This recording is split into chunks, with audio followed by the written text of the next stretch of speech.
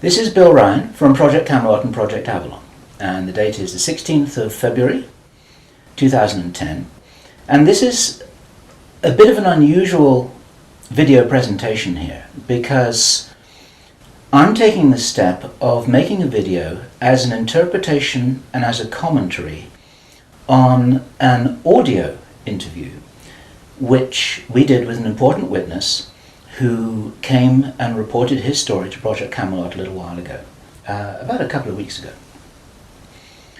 And as with many of our witnesses, this person wanted to remain anonymous, but he has agreed that we transcribe the audio, and so we've got this as a transcript.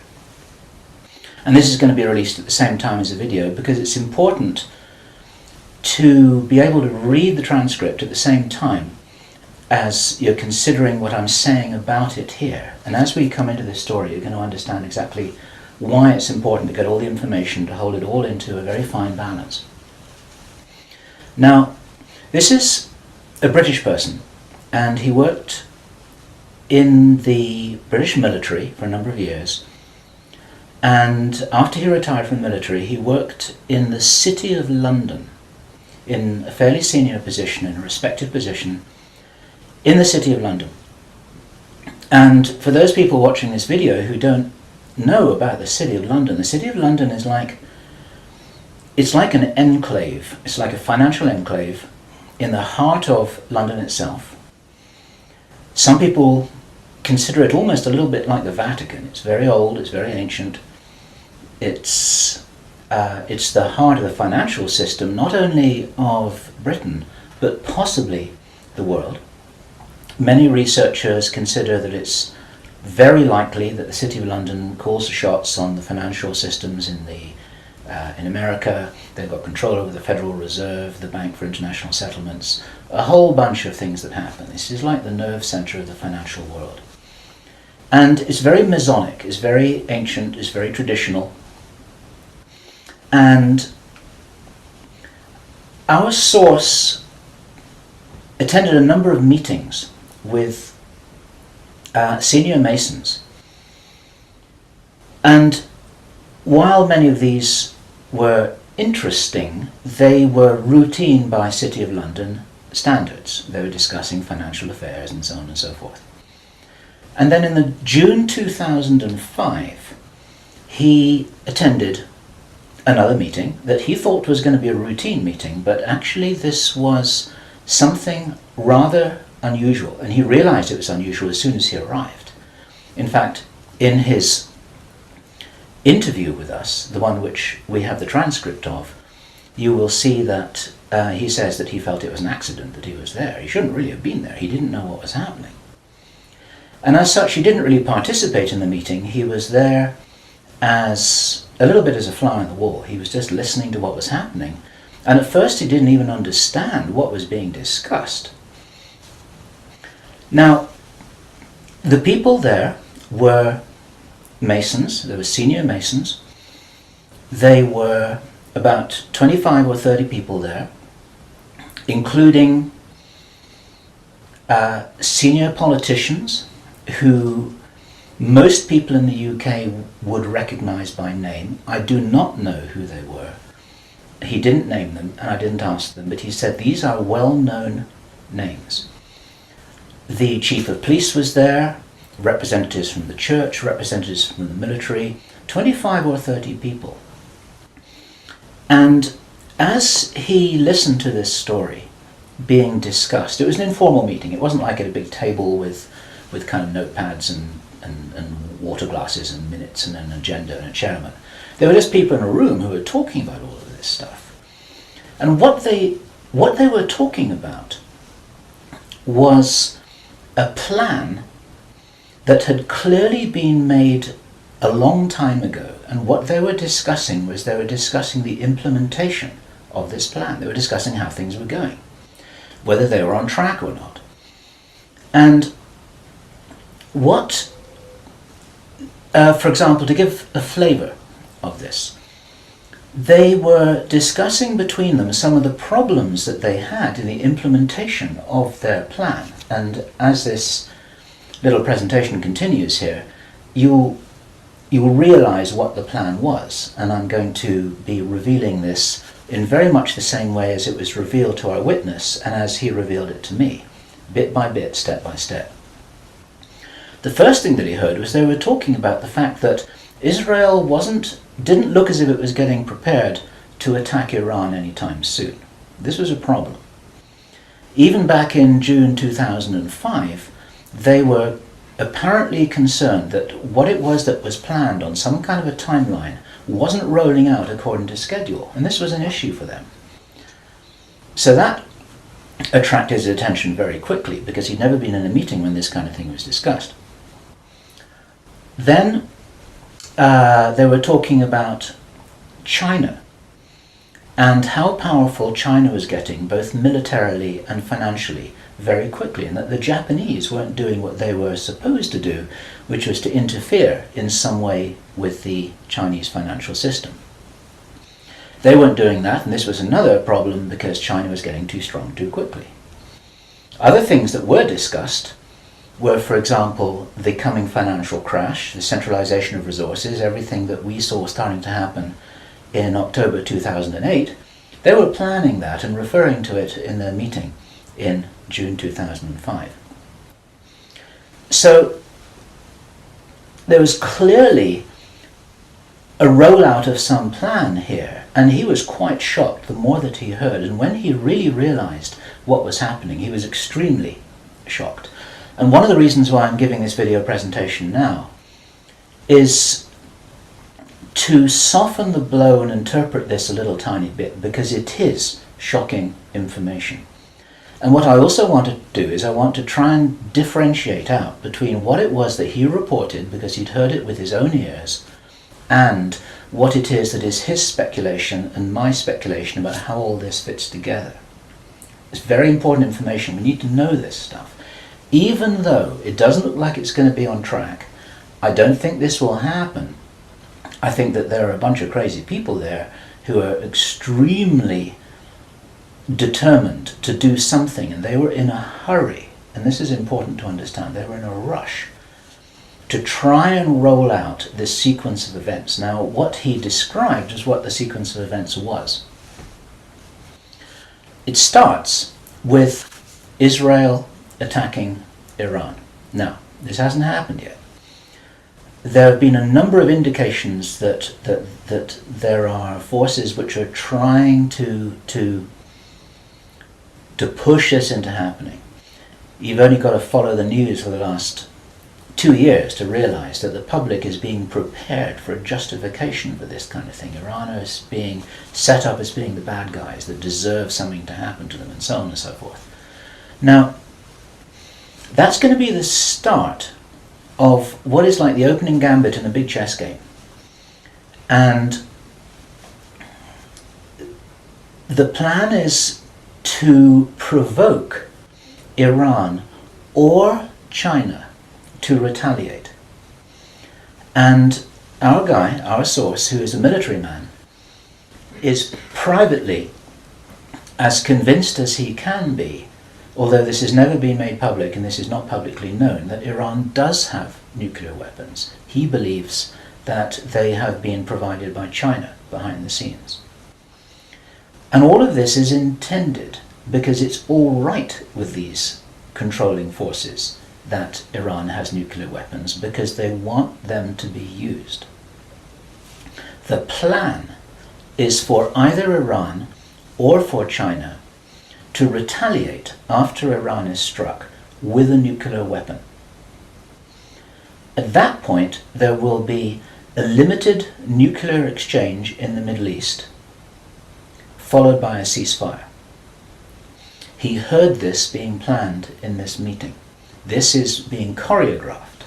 It's like the script for a movie. This is exactly what's intended to happen. And during this time, the other thing that's being set up for this, and many people watching this will be aware that this is being set up in the background. We've had a lot of information about this from a number of good researchers from many countries who are reporting this on the internet, that things are being set up in many of the Western countries, for there to be heavy controls over populations, martial law, increased powers on security forces who are not just the army or the police, but in Britain, for example, our source said that he absolutely knew personally for a fact, that a very large number of private security people, their powers were being increased to give them the ability to arrest people, the ability to detain, the ability to handle riots in streets. And here we're talking about just regular people working in private security, people who give the parking tickets on the streets. Their powers are being increased in the same way. And last year we heard President Obama talking about how he wanted to have a sort of national guard at home in America, ready to handle this kind of thing. There are a lot of indicators that this is being set up. And in this rollout of this crazy scenario, where it is intended that there will be a limited nuclear exchange in the Middle East, the idea is that as the world looks upon this with horror, then they will demand from their governments that there are heavy controls over travel, over communication, over people who meet, over people who protest in the streets. They want to make sure that they don't have crazy bombers on aeroplanes, crazy bombers in the shopping malls.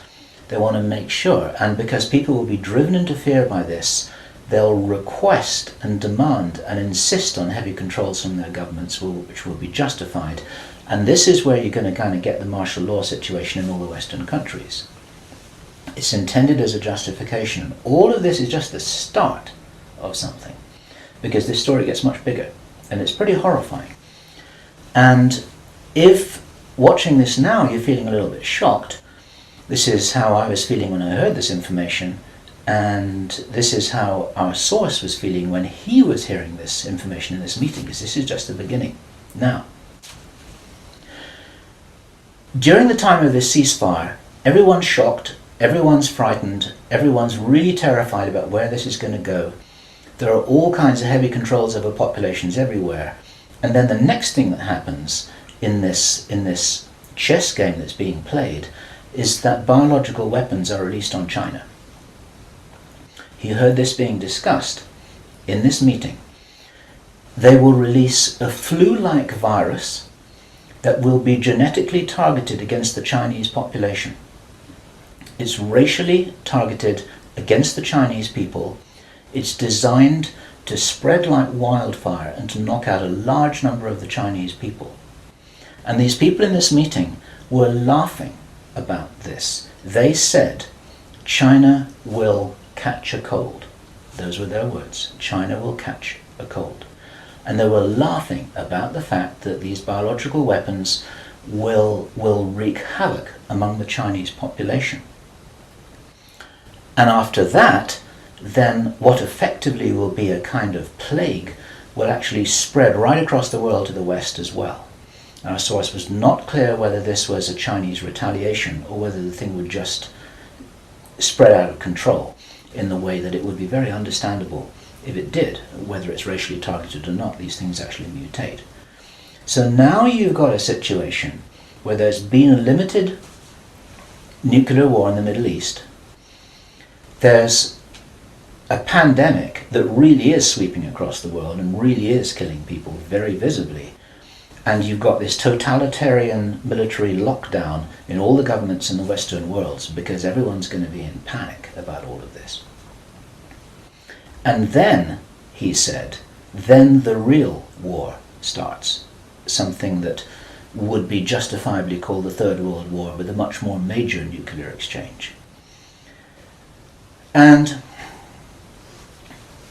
at this point, I asked him, is this just about population reduction? What is this about? Why are they doing this? Why this insane Dr. Strangelove plan for just unleashing all of this stuff on the world? Why do it? Now, as our conversation went on, I started to find answers to those questions. Now, some of this is speculation. I want to share this speculation with you because it's important enough that we work together here to figure out what's going on. And there are some clues, there's some very important clues that I'm going to present to you here in this video. He said absolutely it's about population reduction. So I said, well, in this meeting, did they mention any figures? And he said, yes, they did, 50%. Half the world's population. This is planned as per the Georgia Guidestones. For those of you who don't know what the Georgia Guidestones are, it's a stone monument in Georgia in America that was erected anonymously a number of years ago. It's in 8 languages, and it's like an Illuminati manifesto for a new world, as it were. And just hold that thought about this being a manifesto for a new world. This is an important concept here in what I'm presenting. One of the key parts of this manifesto for this new world is that there should be a population of 500 million people. Now, 500 million people is an enormous reduction from the nearly 7 billion that we've got at the moment. That's pretty much 95% of people who would no longer be on this planet. And 50% is a step towards that. And there's a reason why they're doing all of this. There's a reason why they're in a hurry. There's a reason for this insanity. And when he was explaining this, then he said that they have a name for this plan. This project has got a name. And I said, well, what is this name? He said, it is called the Anglo-Saxon Mission. The Anglo-Saxon Mission. Now, I'd heard that before. It was something historical, I think, to do with the Crusades quite a long time ago. But I hadn't heard it in the present day context, and neither had he. And later on, as he continued to tell his story, I began to understand what I thought this might be about. Hence the title of this video, and the reason why I want to share this information with you, because we need to work together to figure out what's going on here. It's extremely important to understand. There's a plan, I believe, that Hitler would be proud of, which is so evil, it's so Machiavellian, it's so hard to face up to, it's so unbelievable, that I need to put it on the table for you so that you can consider whether or not this might be a possibility. The plans that I've been describing are definitely a possibility because he heard them with his own ears in this meeting. Everything I've described up until now, up to and including a major outbreak of hostilities after the limited war. So the sequence is as follows. The planned sequence is as follows. Israel attacks Iran, then there's a ceasefire, then during which time there is heavy governmental military controls over populations in all Western countries. Then China is attacked by a biological weapon. It's a flu-like disease that spreads like wildfire. This goes all over the world, and then they have a major Third World War. And then, by this time, 50% of the population will be destroyed. And not only because of the war or the plague, but because, as many of you watching this will understand, the infrastructure goes down in situations like this. There's no food in the supermarkets, there's no gas in the pumps, the telecommunication goes down, there may not even be water coming out of the taps. People are kind of thrown back into a Victorian era without the facilities to handle this, because most people don't have their vegetable gardens, they don't have their horse and cart, they're not able to survive in the way that we used to be able to. We're very, very vulnerable in our technological advancement. We're extremely vulnerable, and of course the controllers know this. At this stage, our source was speculating about why are they in a hurry? Why do they want to do this? And there's a sort of heavy irony here, which is like, I was saying, well, if you're going to plan the Third World War, then why not take your time over it and get it right and do a really good job? You can, this could be in 20 years' time or 30 years' time, it doesn't really matter. Why is there in such a rush? And our source said that he felt from inside information that he's continued to receive, that this is still timed for something around 18 months from now. And that puts it around about the middle of 2011. He doesn't know this for sure because these events aren't calendar driven. They're actually event sequence driven. In other words, this has got to happen before that happens, and then after that the next thing can happen, then after that the next thing can happen. So a whole lot of things have got to be in place before all the dominoes fall over, so to speak. And they seem to be behind schedule in some of this. There are some planned events that definitely haven't happened. One of the things which I remembered when I was hearing this story was that our source, Henry Deacon, and many of you who've watched Project Camelot videos and read their reports for the last 3 years will know that when we met Henry Deacon in 2006, he said that in his own inside information was that there would be a war against China in 2008. Now that didn't happen.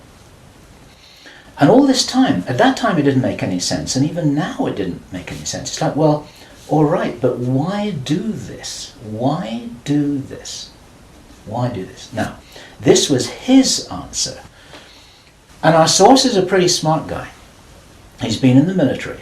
It's a totally different story that he didn't debrief in our audio transcript, which you have the opportunity to read, but he's had his own ET experiences in the military. He's got his own sources of information about some of the background for this. He says that he's as sure as he can be that the people who are calling the shots in the world, you can call them the Illuminati, the controllers, the cabal, whatever name you have for them, they believe that there is going to be what he called a geophysical event, a major geophysical event. He says that the best information that he's got is that the insiders believe that this is going to happen, or they are concerned that this is going to happen. And many of you watching this will know that this isn't a completely crazy idea. There have been trillions of dollars that have been spent on deep underground bases for some reason which we don't know why it is. You'll know about the seed bank in Svalbard. This is in the public domain, where all the seeds of all the plants and all the crops in the world have been buried deep inside a granite vault in northern Norway. There are many precautions being taken as if something might happen that could really threaten some of these valuable resources, including the seed banks of the world.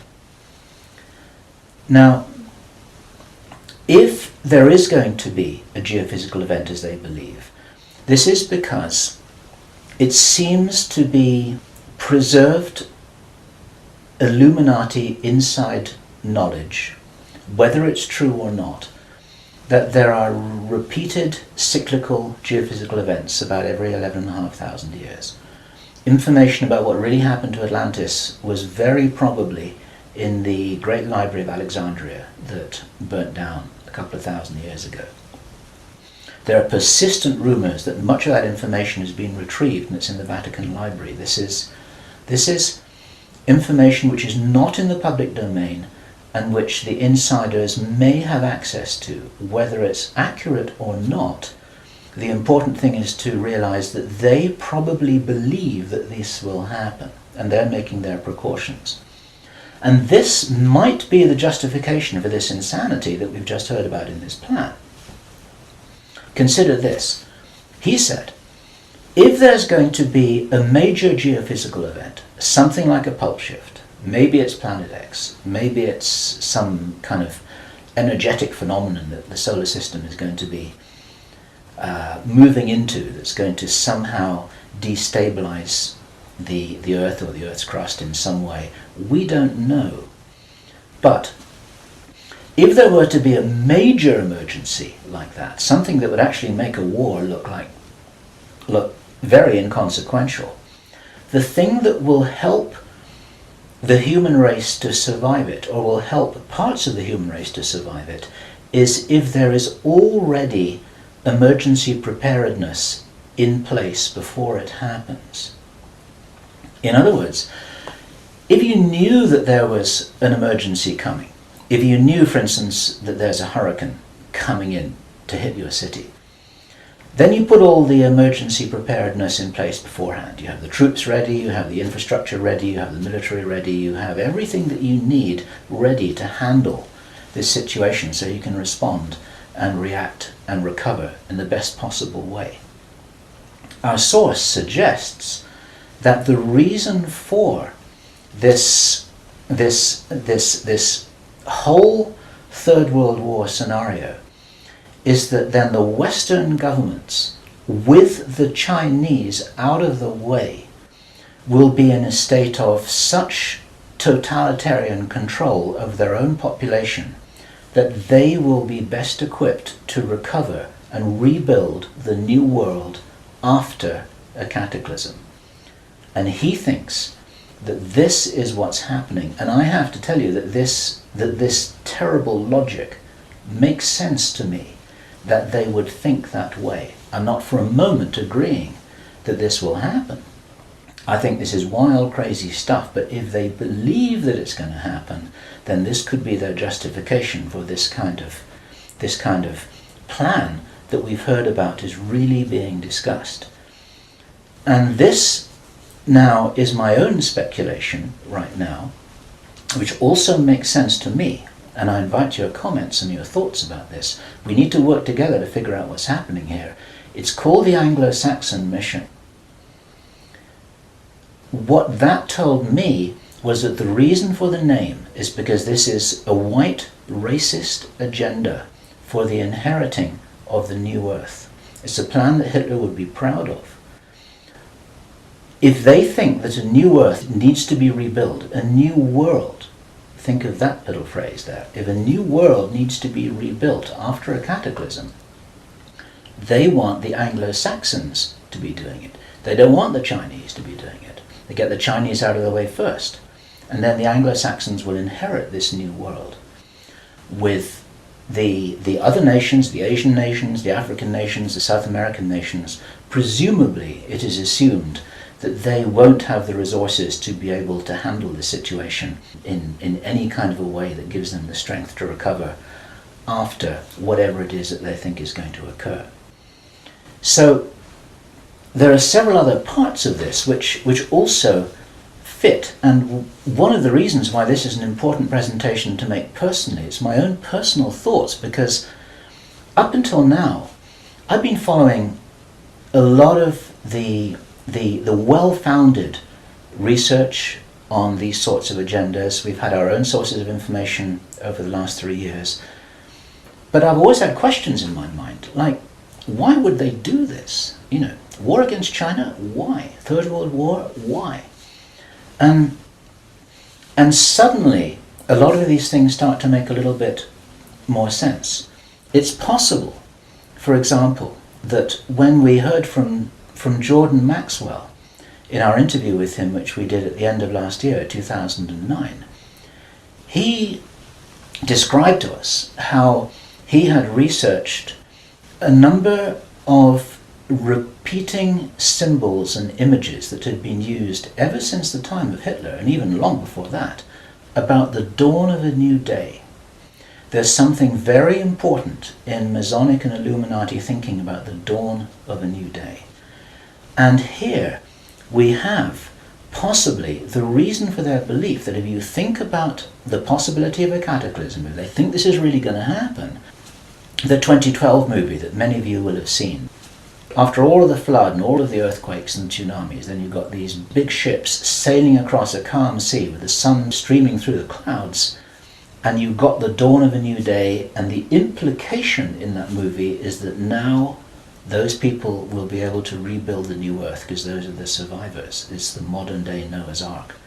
It's possible that the dawn of the new day, that it refers to that. And it even occurred to me, and I'd be interested for other researchers to offer their views on this, that the very term the New World Order that we first started to hear about 20 years ago, actually longer ago than that, but the New World might be the post-cataclysmic world, the New World. It might be the order for the New World after the cataclysm. They may be planning who will inherit the new world. It may be nothing less than this.